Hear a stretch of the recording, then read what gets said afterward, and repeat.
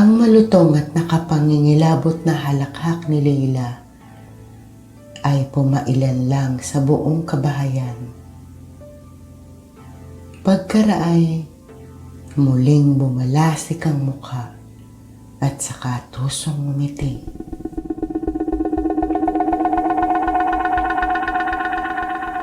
Ikalabintatlong kabanata.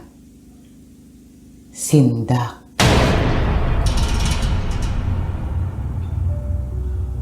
Ilang sandali pa ay lumabas na ng sariling silid si Leila at nagtuloy sa playroom. Animo may sariling isip. Pagtapat niya'y kusang bumukas ang pinto at nang kusang sumara ay magkakasabay namang nagbagsakan ng mga sandwich na lumulutang. Iba na ang kulay ng mga ito. Nababalutan na ng amag. At ang naglalakihang mga uod ay nag-uunahang makalabas. Humahalakhak niyang inapakan ang mga ito at niligis. Matapos makita ang mga katas sa sahig, nilingon na ang pintong kusang bumukas, kung saan nakatayo ang kasambahay.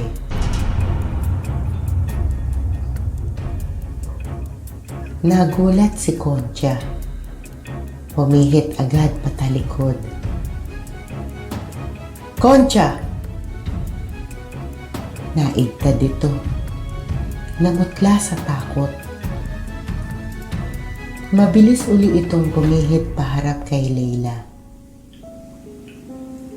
Leila, patawarin mo. Linisin mong mabuti itong loob ng playroom ko.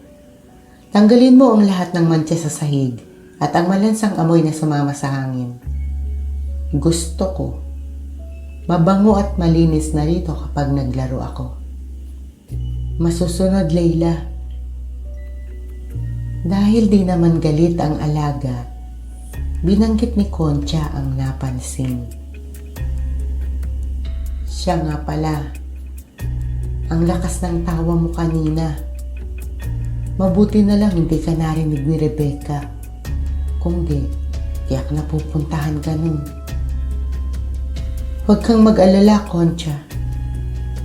Kahit dalawa pa tayo magsisigaw, hindi niya tayo maririnig. Katawan niya lang ang nakahiga sa loob ng kanyang silid. Ang espiritu niya, nasa malayong lugar. Bakit mo ginawa yun? Hindi mo dapat suwayin ang utos ni Maestro. Hindi ako hangal upang ipahamak ang aking sarili, Concha.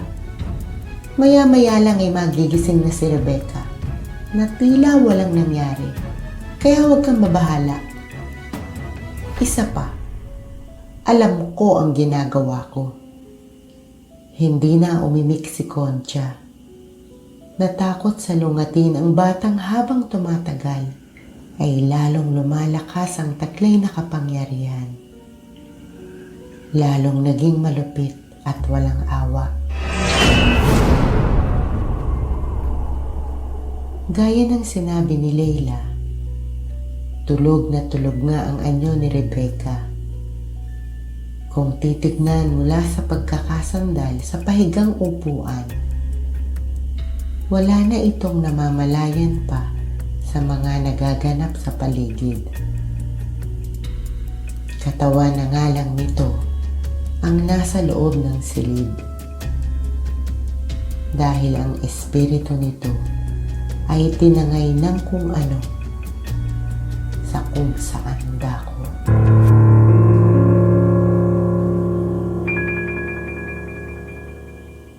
Ha?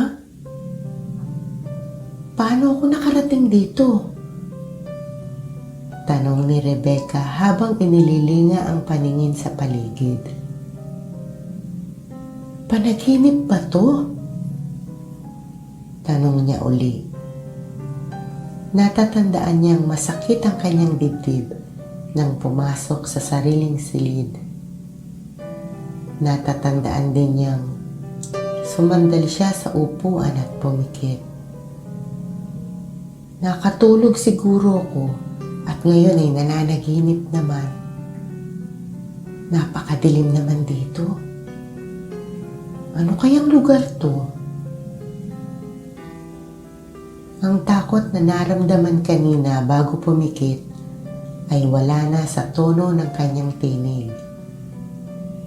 Panatag ang kanyang loob at ang pag-aalala na baka hindi magising ay tila nalimutan na.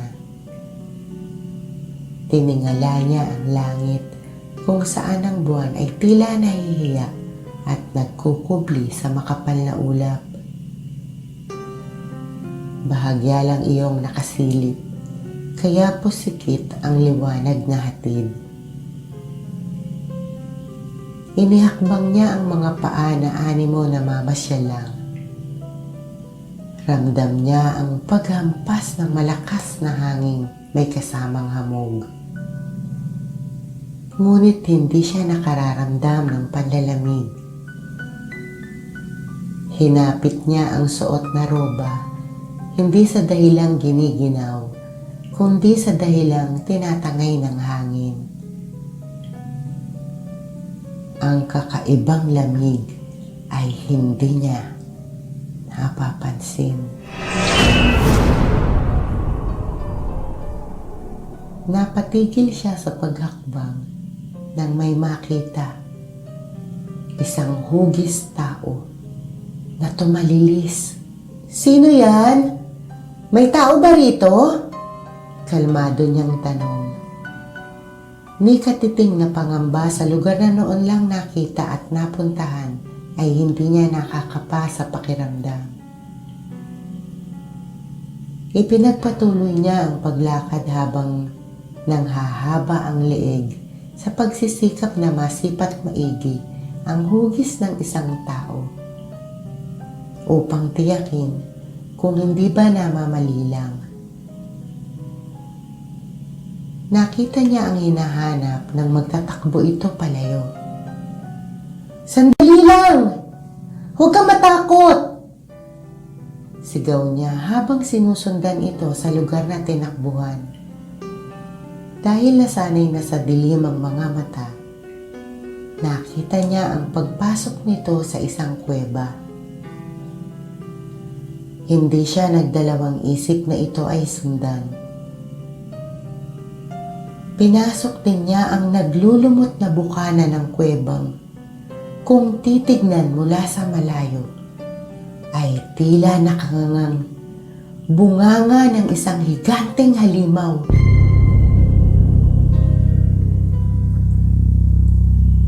Napaawang ang kanyang mga labi nang makitang maliwanag sa loob. Sa halip na takot, pagkamangha ang lumarawan sa kanyang mukha. Mukhang baliktad yata. Sa labas ay madilim, samantalang dito may liwanag gaya ng sikat ng araw sa katanghaliang tapat.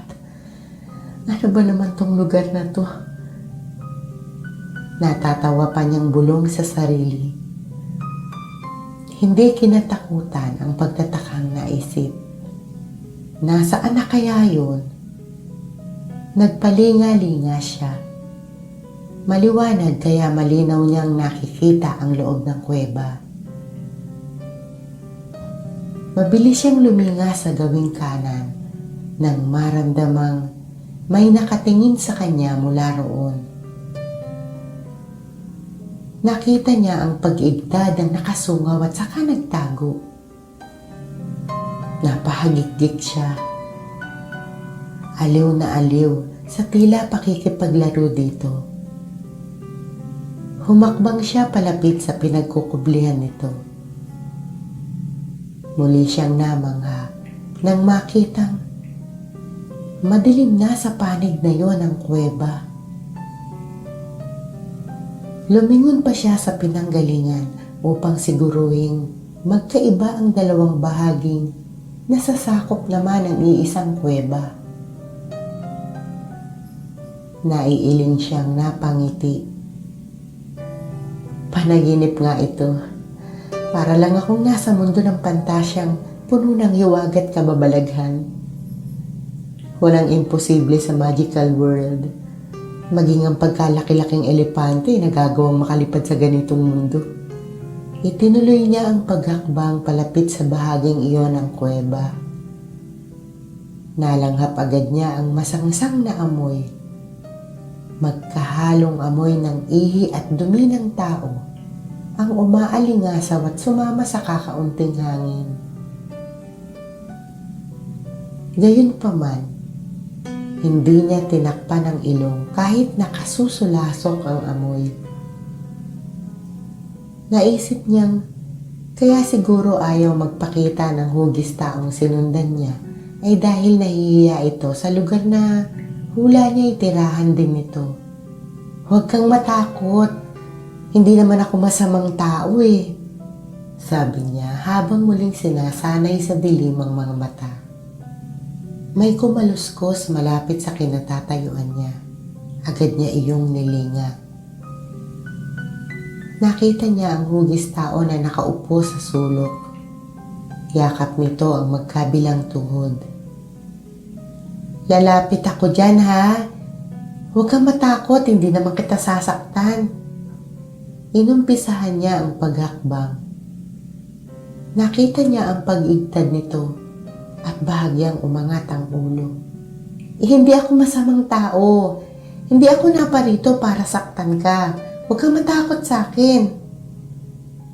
Paliwanag uli niya.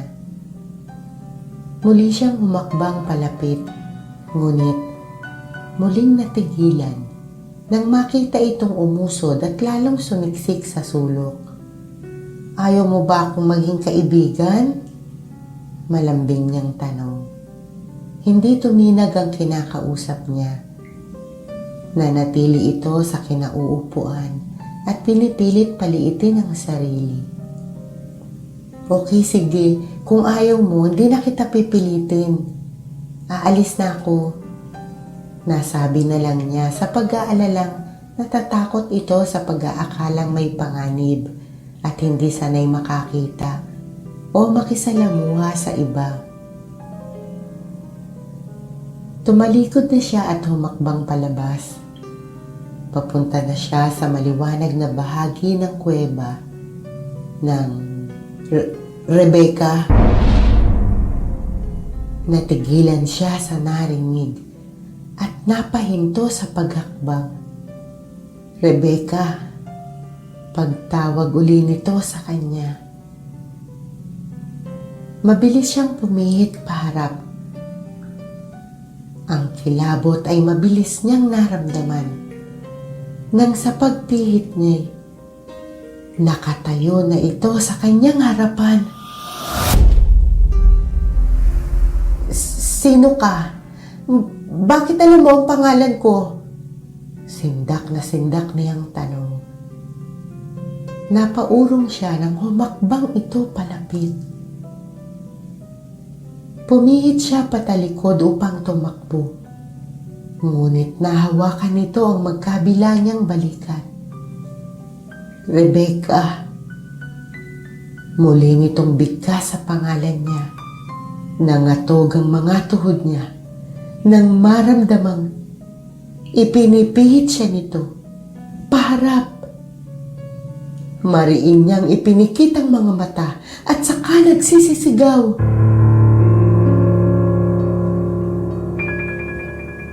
Rebecca! Rebecca, gumising ka! Sigaw ni Allen habang niyuyugyog ang mga balikat ni Rebecca. Allen, panay ang ungol mo kaya ginising na kita. Ano ba ang nararamdaman mo?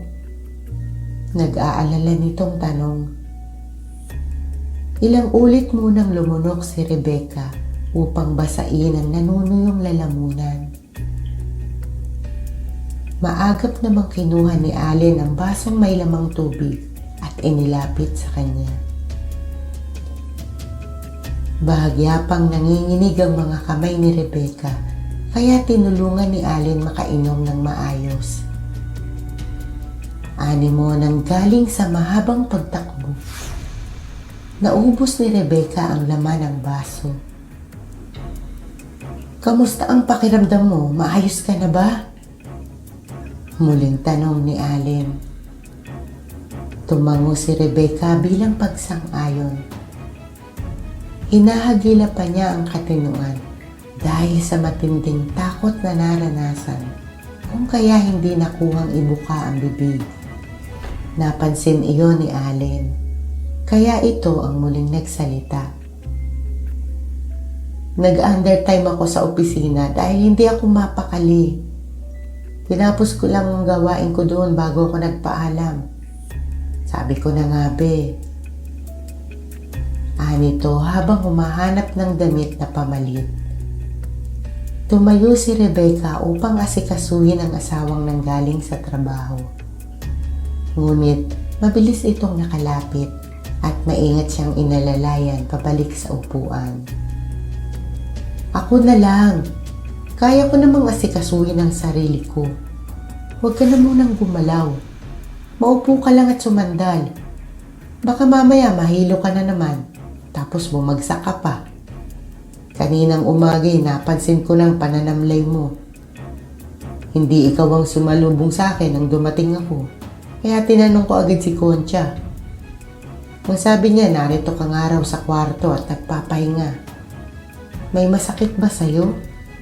Ano ba nararamdaman mo at naabutan pa kitang umuungol? Dahil sa sinabi ni Allen, ay pinakiramdaman niya ang sarili. Ang kaninang iniindang pananakit ng dibdib na tila pinipiga ay wala na. Hindi na siya nahihirapang huminga. Mabigat ang pakiramdam ko kanina at nang magising ako'y nanakit naman itong dibdib ko. Pero ngayon ay maayos na. Nakatulong siguro ang mahabang tulog. Nakapagpahinga ako kaya eto gumaan na ang pakiramdam ko. Nakakahinga na rin ako ng maayos. Hindi ka pa raw kumakain mula pa kanina. Paniniyak na sabi ni Allen kaysa pagtatanong. Hindi pa kasi ako nagugutom kanina. Puro tulog ang ginawa ko kaya hindi ka dapat nagpapalipas ng gutom. Lalo kanyang manghihina eh. Ano ba ang gusto mong kainin? Hindi pa niya nasasagot ang tanong nito ay muli na itong nagsalita. Magpapagawa ako ng sopas kay Concha. Gusto mo ba? Oo, sige. Sagot niya at saka bumangon. Ngunit hindi na niya naituloy ang pagtayo. Nakalapit agad dito at pinigilan siya. Napakatigas talaga ng ulo mo. Kasasabi ko lang na huwag kang magkikilos eh. Tatayo ka na naman. Gusto mo bang lumipat sa kama? Hindi na. Mas komportable ako dito. Dito ka na lang muna ha. At sasabihin ko kay Concha na ipagluto ka ng sopas. Pagkatapos mong kumain ay pupunta tayo sa doktor para matignan ka. Doon na tayo sa kakilala ko. Wala na akong tiwala dyan sa Dr. San Diego na yan. Ang sabi niya wala kang depresya pero hayan, lalo ka nang hihina. Wala ka rin daw diabetes at normal ang resulta ng eksaminasyong ginawa sa'yo pero hayan, nahuhulog ang katawan mo. Pati ang dibdib mo nananakit na rin. Hindi na uubra sa akin ang tigas ng ulo mo ngayon, Rebecca. Sa pagkakataong ito'y ako muna ang masusunod. Pagsusungit ni Allen. May bahid ng iritasyon ang tinig para sa doktor na tumingin sa kanya. Ngunit puno naman ang pag-aalala sa kapakanan niya. Nakangiti siyang tumango. Sige na, init naman ang ulo mo agad eh. Magpaluto ka na ng sopas at bigla na akong ginutom. Biro niya upang pigilin ang tuluyang pag-init ng ulo nito. O diyan ka lang. Wag na wag kang tatayo ha. Sandali lang ako. Kapag nadatnang kitang nakatayo, papaluin kita sa puwet. Nakangiti nitong sabi. Hinampas niya ang braso nito bilang paglalambing. Nakangiti pa rin siya nang muling ilapat ang likod sa sandalan ng upuan. Hinagkan muna siya ni Allen sa pisngi bago lumabas. Ipinikit niya ang mga mata habang hinahagod ang dibdib na wala ng kahit anong palatandaang kanina lang ay tila pinipiga. Sa pagkakapikit ay naalala niya ang napanaginipan. Bumilis ang pintig ng kanyang puso. Muling naramdaman ang takot. Bakit ganun ang panaginip ko? Parang totoong totoo. Anong lugar yun? Bakit parang nakapunta na ako ron? Bakit parang nakita ko na ang kuwebang yun? At saka sino yung sinundan ko sa loob? Bakit alam niya ang pangalan ko? Sino ang lalaking yun? Matapos maubos ang sopas ay naligo muna si Rebecca. Pagkatapos makapagbihis at makapag-ayos ng sarili, ay naupo muna siya sa terrace at nagpahangin habang hinihintay si Allen. Nasa loob pa ng bahay ang asawa at kinakausap ang kasambahay nilang si Concha upang bilinan ulit ng mga dapat gawin habang sila'y wala.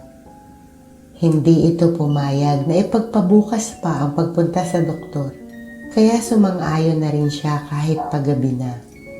Tumayo siya mula sa kinauupuan nang marinig ang papalapit nitong boses. Palinga na siya sa pintuan nang madaanan ng tingin ng gate. Isang lalaki ang nakita niyang nakatayo sa labas, paharap sa kinatatayuan niya at tila nakatanaw sa kanya. Hindi niya makita ang itsura nito dahil sa suot na sombrerong nakapasubsob sa mukha. Kinabahan siya. Naghinalang baka miyembro ito ng sindikato at may balak gawing masama. Oh my God! Baka akyat bahay. Baka kidnapper. Ano ka mo, Rebecca? May sinasabi ka ba? Tanong ni Allen mula sa pintuan. Allen, may lalaki sa tapat ng gate natin. Nakatanaw rito. Tinignan agad ni Allen ang itinuro niya. Anong lalaki? Naguguluhan itong tanong habang sinisipat mabuti ang tapat ng gate nila. Mabilis niyang ipinaling ang mukha patungo sa kinakitaan sa lalaki. Nandyan siya kanina. Nakatayo sa gilid ng gate natin. Sa may poste. Nakaharap dito. Hindi ko lang nakita ang mukha niya dahil natatakpan ng sombrero pero dito siya nakatingin. Pagpupumilit niya pagkaraang hindi na nakita ang lalaki. Iginala pa niya ang paningin sa mga posibleng nilipatan nito upang makapagkubli. Nilapitan siya ni Allen at inakbayan. Baka napadaan lang yung tao. Alam mo namang kapag ganitong oras, naglalakaran lang ang ilang kapitbahay natin palabas ang highway. Hindi siya napadaan lang, Allen. Maniwala ka. Nakatayo siya sa labas at patagong nakasilip dito. Malinaw pa ang mga mata ko. Alam ko ang nakita ko. Mama, tinig ni Leila. Nakatayo ito sa tapat ng pintuan kasama ni Concha. Humahangos niyang nilapitan ang anak. Binuhat pabalik sa loob ng bahay. Nagtataka namang nagkatinginan sina Allen at Concha at parehong napatingin sa labas. Bumaba si Allen sa iilang baitang ng hagdan at naglakad palapit sa gate. Gusto nitong makita ang lalaking sinasabi ng asawa. Gustong siguraduhin walang makikialam sa kanyang mag-ina. Ang lalaki sa may gate.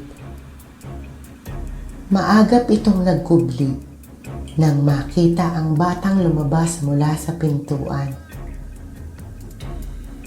Naitago agad nito ang sarili nang ituro ng ginang ang kinaroroonan.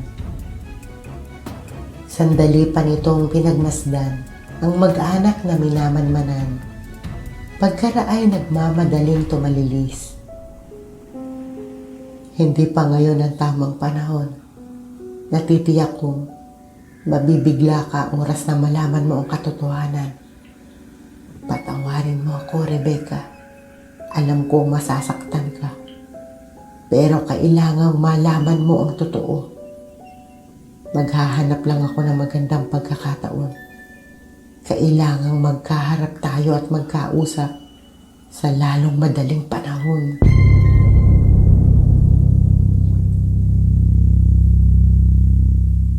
Nito matapos sumakay sa loob ng kotseng nakaparada sa di kalayuan. Si Allen.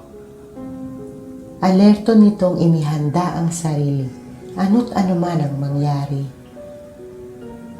Binuksan nito ang gate at sandaling nanatili sa labas nang walang makitang ibang tao. Pagkaraan ng ilang minuto ay pumasok na uli sa loob. Sa ibang araw na lang tayo pumunta sa kaibigan mo, Allen. Hindi ako matatahimik kung iiwanan natin si Leila na si Concha lang ang kasama. Kung iyan ang inaalala mo, edi isama natin sila. Sige na, sa labas na tayo kumain. Sabi ni Allen, kasabay ng pagsulyap sa anak at kasambahay. Pumalakpak si Leila at nagtatalon. Yumakap pa sa inang napangiti na at mabilis na tumango. Habang nasa biyahe ay panay ang salita ni Leila. Kaiba sa mga araw na nakatahimik lang at madalang magsalita. Naninibago man si Rebecca sa kilos ng anak, ay ikinatutuwa niya ang bagay na yun. Narito na tayo, sabi ni Allen habang ipinapasok ang sasakyan sa isang malawak na bakuran. Napaawang ang bibig ni Rebecca. Hindi na iwasang humanga sa ganda ng lugar. Hindi niya akalaing bahay pala at hindi klinika o hospital ang pupuntahan nila. Sigurado ka bang dito ako magpapakonsulta? Oo, narito ang kakilala kong doktor. Resident doctor siya dito. Ha? Hospital yan? Aniya habang hinahagod ng tingin ang malaki at magarang mansyon. Napangiti si Allen sa reaksyon ni Rebecca. Halika na nga. Hinihintay nila tayo sa loob. Aya niya kasabay ng pag-akbay sa asawa. Bago tuluyang maglakad, nilingon niya ang kasambahay na nakasunod sa kanila. Concha, ikaw na ang bahala kay Leila. Maotoridad niyang bilin. Magalang naman itong sumagot matapos yumko. Muling namangha si Rebecca nang makapasok sa loob. Hindi niya naiwasang igala ang paningin sa maluwang na pasilyong nilalakaran. Para namang hindi ospital ang lugar na to. May mga pasyente kaya sa loob ng mga nakasarang pinto na to? Walang nurse o staff man lang. Siguro, wala itong license to operate. Bahagya pa siyang nagulat nang pigilan ni Allen ang pagakbang niya. Dito ang silidang doktor. Tukoy nito sa pintong natapatan nila. Pagkaraan nitong kumatok, ay tumuloy na sila sa loob. Magandang gabi, Dok.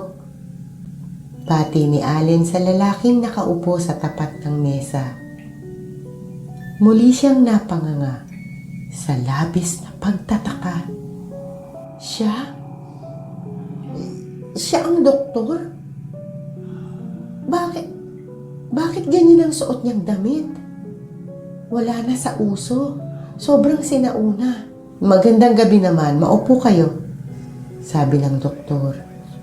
Malaki at malamig ang tinig nito.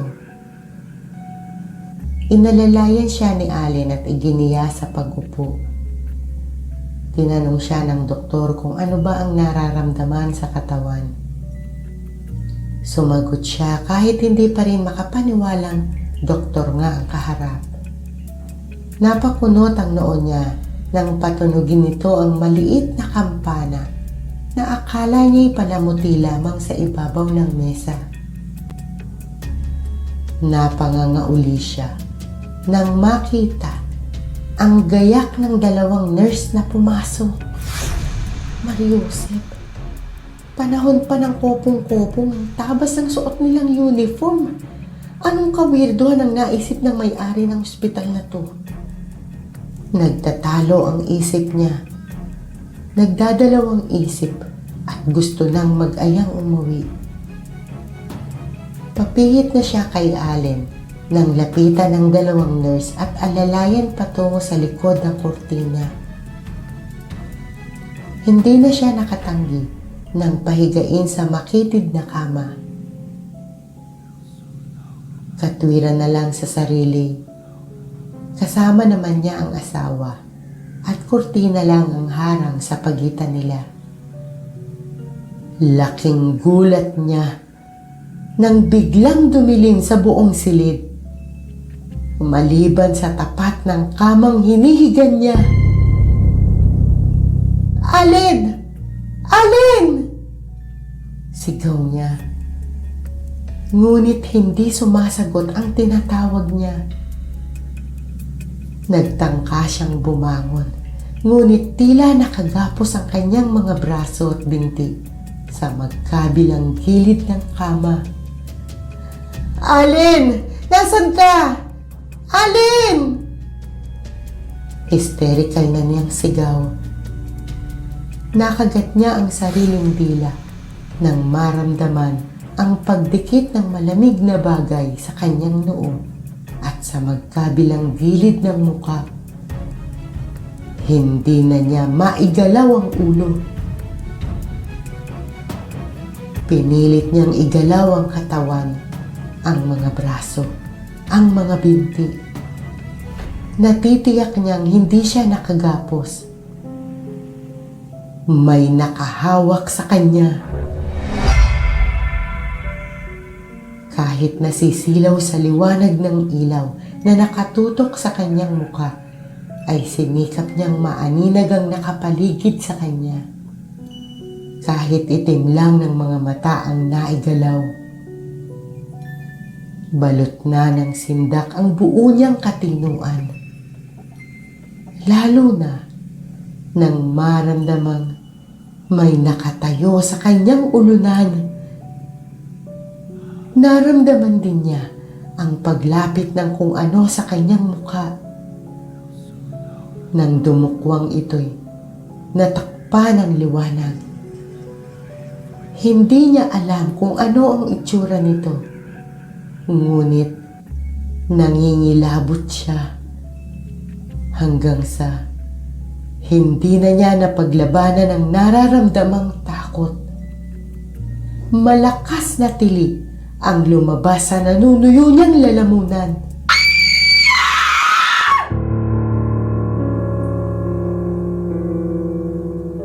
"Napasarap ang tulog mo ah." "Oh God," naibulong niya pagkakita sa asawang nagmamaneho. Wala siya sa mansyon ng ospital. Nasa loob siya ng umaandar nilang sasakyan. Tahimik lang ang dalawang nakaupo sa likod habang nakatingin sa labas ng bintana.